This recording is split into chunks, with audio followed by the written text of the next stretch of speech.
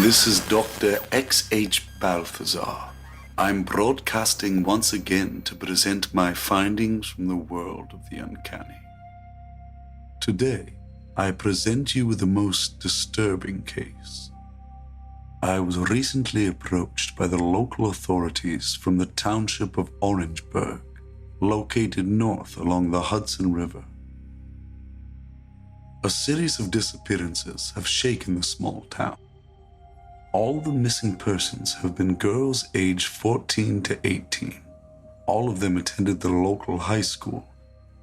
Investigations had come up empty, and the police were grasping at straws, sowing me tales of witches in the woods and conspiracies far-reaching.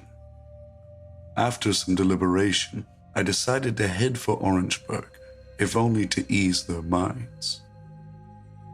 Orangeburg is a quiet place, suburban and otherwise pleasant.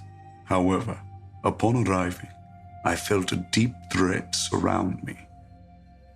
Wherever I looked in town, I saw the faces of missing girls. Missing flyers plastered on the sides of buildings and in telephone poles, hung in windows, archways, and some simply blowing in the wind. The town has a population of only about 1,000. 5 girls go missing, the whole town knows about it. I interviewed many residents in the town about the girls, who they were, what they have been involved with. Most of them seem more confused than myself. That is, until I met 17-year-old Davis Collie while sitting in a local diner. The following is our interview. This is Dr. Balthazar. I am sitting in the FC Diner with Davis Collie here in Orangeburg, New York. It is May 23rd, 1957.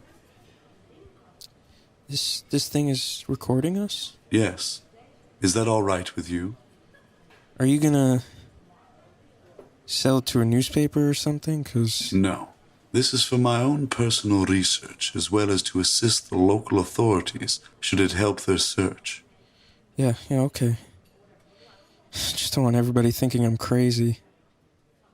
For context, Davis approached me while having dinner on the second day of my investigation. He claims to be able to shed some light on the case. Davis? I heard you were some big detective type. Sent in by Washington or something? I suppose you already know about Tweed then. I am not. Please elaborate.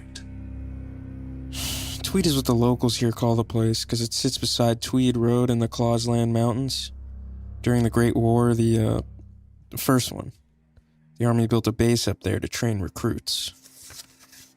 You're speaking of the Bluefields Rifle Range? Yeah, that's the one. It's been up there forever. My grandfather said it was always pretty empty. They didn't use it much since the war ended not long after they were done building it. That being said, people were working there not too long ago. Most people still don't know this about the area, about my family, but my grandfather had been up there as a scientist during the Second World War in the early 40s. He talks about it sometimes. A lot lately. They were trying to do stuff they had learned from Nazi prisoners. I don't remember any of these experiences, but I do know they were, strange. What was strange about them? Strange, like tests and stuff with girls. That's why I wanted to talk to you. I see. What kind of tests were they? I'm not sure. My grandfather talks about the girls, though. He calls them angels. Angels? Yeah, but I don't have any idea why they were up there. He never talks about why. I'm not even sure he knows. Tell me more about the Bluefields. Have you ever been there? In 1946, the Bluesfield Rifle Range was officially closed. The Army left everything there to rot. When you go up, you'll see the immense size of the place. I mean, it is big. It's everything. barracks, an armory, mess hall. Plus there are these long tunnels that extend underneath the different areas of the base. There are massive bunkers at each end of the tunnels that the men up there used to call hellholes. They're deep, dark pits where the men would stay. So as a dare, a lot of people at the high school go to Tweed and decide to spend the night there. People have been doing it forever, at least since it closed down. There's typically a couple, a bottle of beer, and liquor involved. I don't really like to drink or nothing, so I decided to watch over my friends the night we went up there. So you have been there? Yeah. If you go yourself, there's an entrance tucked inside a hollowed-out tree only a few feet from the road. You can't miss it if you're looking. Good to know. Continue. Another thing you should know is that the tunnels are pitch black. We brought a couple of flashlights and you still can't see much. When the flashlights were turned off, though, you couldn't even see your fingers in front of your face.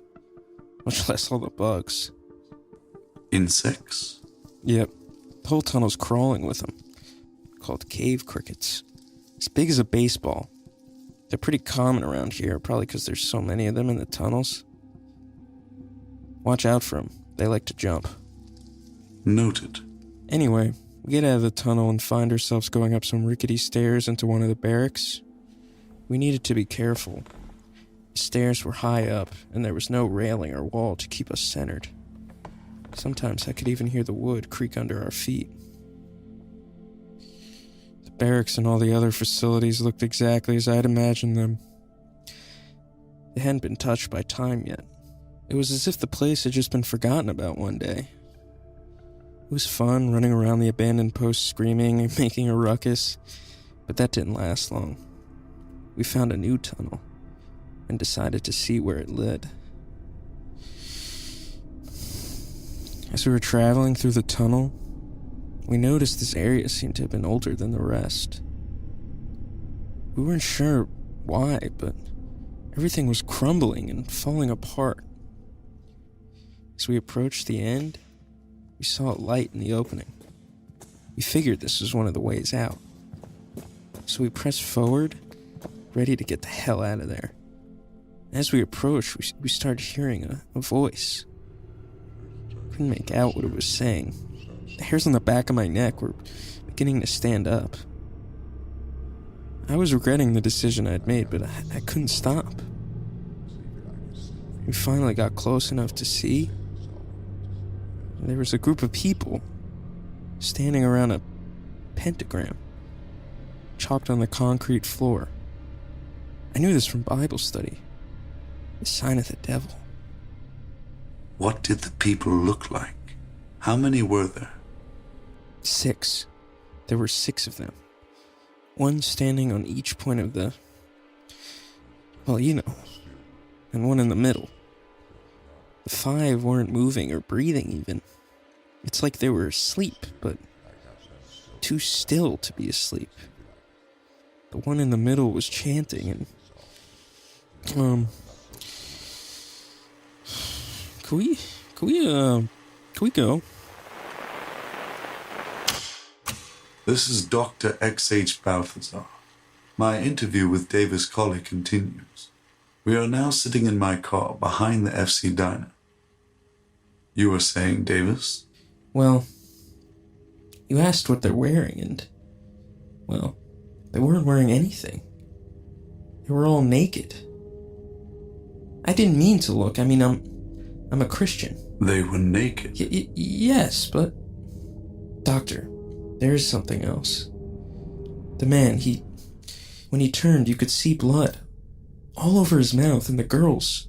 Davis, it is very important you dictate to me the exact route which you followed into Bluefields. Okay, but... I'm going to head to Bluefields now. Please. Yes, sir. Take this paper and dictate my route through the tunnels. Then, go to the police. What many see as sacrilegious, occult, and profane is often a product of the supernatural manifesting in our world.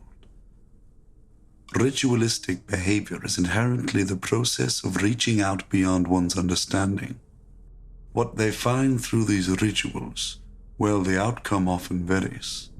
The consumption of another's blood has a long history in humanity, be it sacrifices or willing contracts signed and sealed in the sanguine. However, the petrified girls and the consumption of blood posits a ghastly image. With Davis's account, I instinctively connected the story with the missing girls. Naturally, I made my way to Bluefield. The tunnels are longer than I had imagined.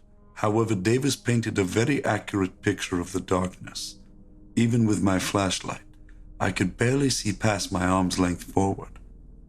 I took cautious steps forward until I was at the stairs leading up to the barracks. I climbed the unstable structure and found myself in the middle of the entire property.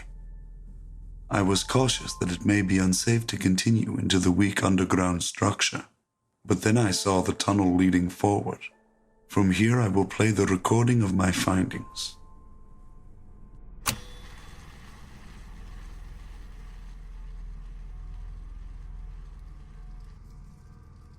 Damn vile creatures.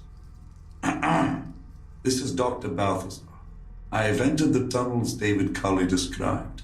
Thus far, I have found his description to be extremely accurate. I am approaching the pentagram room.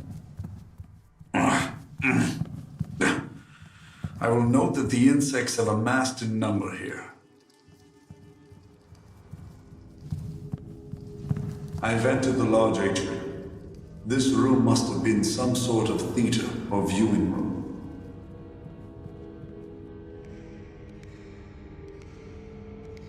The pentagram remains, however, it has been nearly wiped away. What is that? Blood? It is blood. Fresh blood. If it is here, then someone must be here with me. I can't.